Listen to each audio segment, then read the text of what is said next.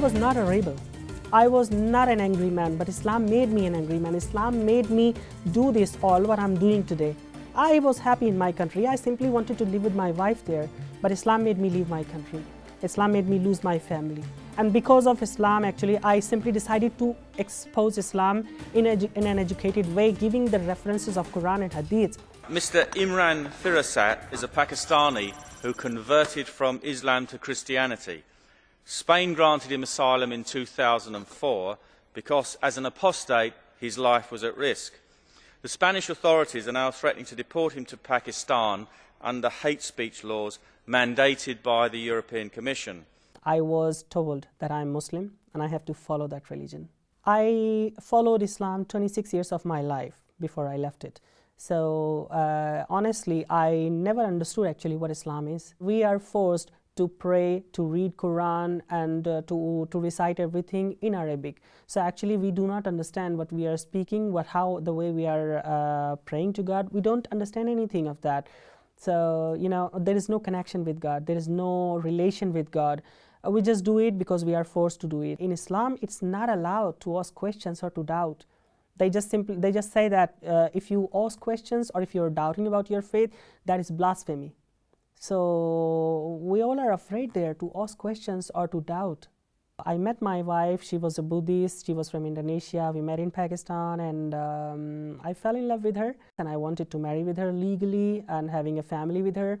But later I realized that Islam doesn't allow a Muslim to marry with a Buddhist. So it was not possible in any way that we can marry. We decided to live together without being married. I thought there are many couples in the world who live actually together without being married or without having a paper in their hands.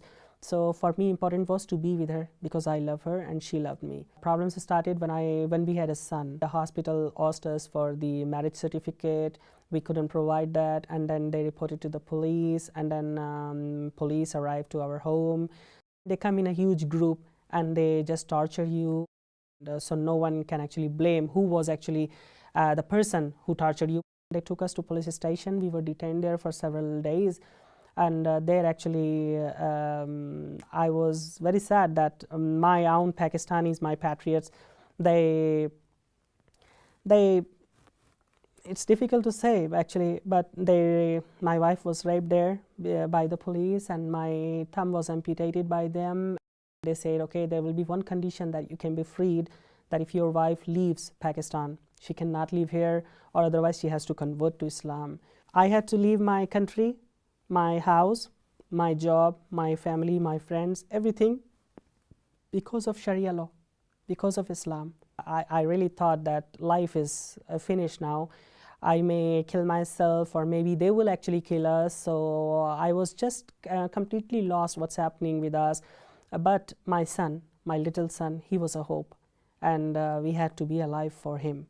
We came to Spain. I was very not happy because what happened with me in Pakistan with my family, it was not easy to forget all that, and to start a new life in a new country where you don't know the language, where you don't have the legal status, not even friends.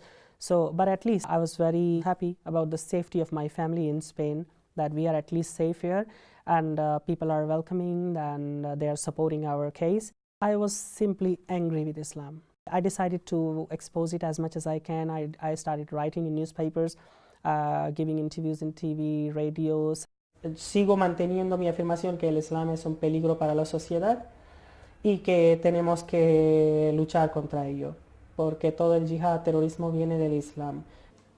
That was the mission of my life, that I have to speak about Islam, and I have to encourage other people like me who are suffering actually in Pakistan or in India or in any other Islamic country, that they also should raise voice against the injustices of Islam. When I criticized Islam, then of course Muslims were angry, because we have to understand one thing, that Islam is not a tolerant religion. One day I was physically attacked by Muslims.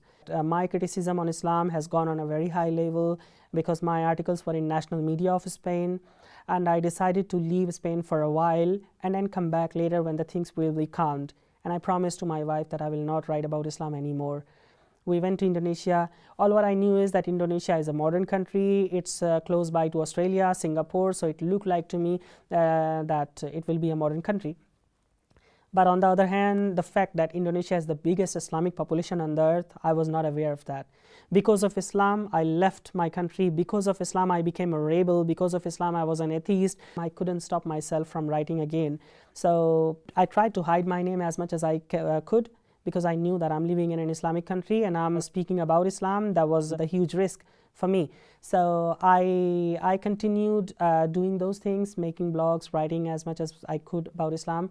But one day, through my IP address, while I was sending some mails, I was caught by the police. They came to my home and they took me to the police station. I was caught in Indonesia for blasphemy, and they wanted to charge me for that. But finally, we could reach an agreement that they just deport me from there. And they deported me from Indonesia. I arrived back to Spain. I couldn't bring my family because I had to pay them a lot of money, which I had there. And I told my wife and my children that be patient, and as soon as I go back to Spain, I'll work and bring you back to Spain. And they were sad, but they were agree with that because they knew we had no other way. When I arrived back to Spain, I was working here in a restaurant. I was earning money. I was talking to my family every day. But suddenly, one day, I was arrested by the police. And they said that, you know, why we have arrested you? I said, no, I don't know. They said that Indonesia has issued a warrant against you, that you are accused of a murder crime, and they took me to the prison. I was completely shocked, surprised, what's happening, because they deported me by themselves and now they're accusing me of a murder. But luckily, I could actually prove my innocence to the Spanish High Court. I proved them that I was deported by themselves and I was not involved in any kind of that crime. I was acquitted. I have nothing on my name. It is very important to say that converting to another religion and accepting someone, an invisible power as God, it's not an easy thing or easy process which just takes some days. It takes a long time and some kind of miracles, you know. I was not that unfamiliar with Christianity. I had Christian friends. I used to debate sometimes with them. I used to ask them questions. So I had a lot of knowledge about Christianity, but I never had that feeling that I want to be Christian, or I never had that faith. My wife was in Indonesia. So one day she told me on telephone that she wants to become Christian. She wants to be baptized. And I was actually not happy and not even sad. I said, okay, that's your decision if you want to be so. Actually, her sister and her sister-in-law, they were converted to Christianity. So she became Christian and I was okay with that because she's an individual.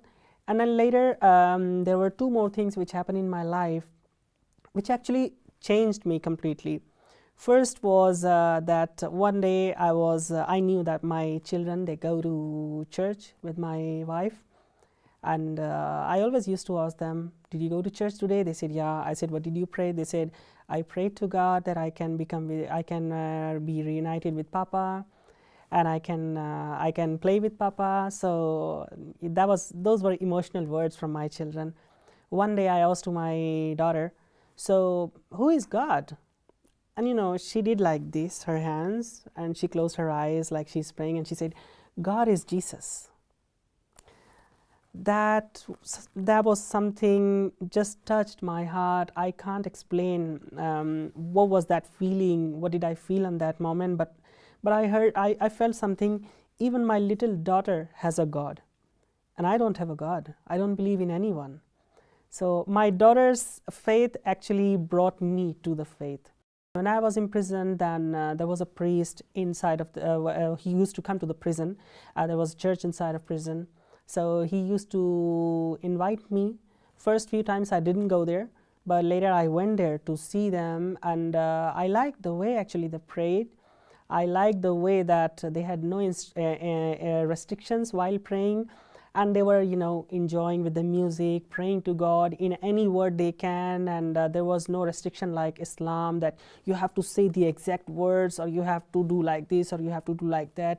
It was just like a free way to pray God, and the way they were praying to God, and those all things I really liked very much. And that was the moment of my life when I was really suffering.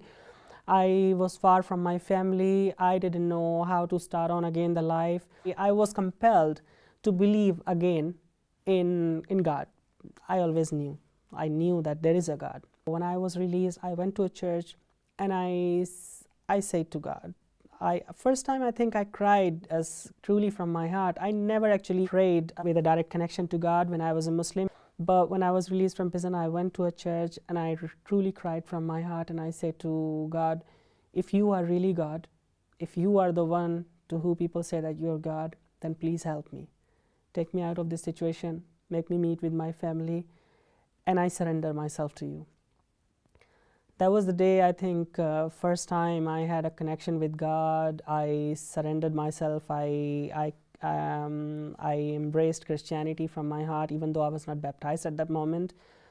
And since I made that confession to God and I embraced the Christianity, there were changes in my life. There were drastic changes in my life, and I realized those changes. I saw that things are happening which were before difficult. There is someone who is protecting me. There is someone who is actually helping me. That actually made my belief more strong that yes, since I accepted Christ as God, then life is changing. Imran has been very faithful. If I would have to describe one of the key elements, it would be faithfulness, endurance, perseverance, all those words. He's been very, very good in his walk with Christ and to our church. I think I became more educated. I changed my way in a more polite way, the way I could educate Muslims. So with that purpose, I produced a film actually on Islam, and I released that. And I released that by informing to the government that, look, I'm going to make a film with the purpose to educate Muslims. I want to show them the real life of Muhammad. Mere days after this film was released on YouTube, Imran Firasat had his refugee status in Spain struck down. The Spanish government wanted to deport him back to Pakistan, where he would surely be killed. He had been an advocate against trying to, educate the public on the encroaching threat of Islam and Islamists across Europe and particularly across Spain. He's talked about how Islamist immigrants need to become Europeans, not to just simply come to Europe and practice Islam and invoke Sharia law. He's talked about the violence across Asia, across Europe, and across even the United States against Christian converts. I didn't violate any law of Spain. I just exercised my right to freedom of expression, and I produced a film. Just because of that, the Spanish government revoked my status, and they wanted to deport me back to Pakistan. And the reason they revoked my status, they mentioned in the documents that my film on Islam or my activities on Islam can provoke Muslims and they can burn our embassies, and we don't want that, so we revoke your status and we want you to leave the country. In conclusion, what I want to say is, I'm really very much angry with Islam, but there is a little bit difference in my anger of 2003 and now. Before I was completely angry, I just wanted to ruin it. But since I embraced the Christianity, I have a little bit change in my character. Because the first thing my pastors taught me, Imran, forgive. I said, no, Pastor, it's not easy. It's easy for you to say. But how can I forgive to those people who have ruined my wife? He said, no, Imran. If you cannot forgive, you're not a Christian. They used to put their hand on my head like this, calm, calm. I said, I used to think in my heart alone, how can I forgive to those people who have actually ruined my life and who have actually destroyed my future. But slowly going to the church and listening the word of Bible, that if we don't love to those who have tortured us, so we are not Christians. Very few people have gone through what he's gone through, and I'm excited to see what God has for him. Now I'm a very soft-hearted man because I'm a Christian. I have been baptized, and once I was baptized, I promised to God that I will honestly follow you and your orders. I cannot actually be angry, or I cannot think bad about others. Now the only two hopes I have is, one, that I can be reunited with my family, and the other is that I can dedicate my life to the way of Christ.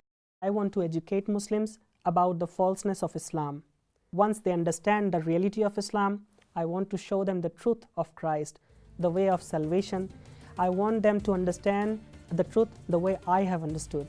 So those are my missions.